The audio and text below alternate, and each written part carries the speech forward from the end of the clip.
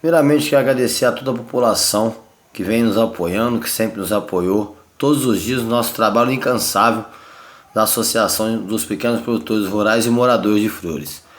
Segundo, quero agradecer ao nosso secretário de Obras, Adriano.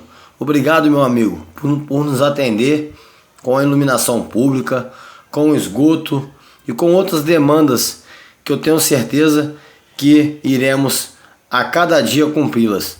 Obrigado por nos atender, obrigado pela sua atenção, pelo carinho e respeito com o Distrito de Venda das Flores. Obrigado também à prefeita Alessandra Freire por estar nos atendendo e abrindo as portas para estar dialogando conosco.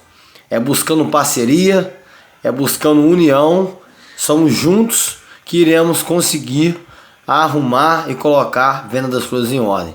Obrigado aos trabalhadores, obrigado ao Cabeludo e toda a sua equipe.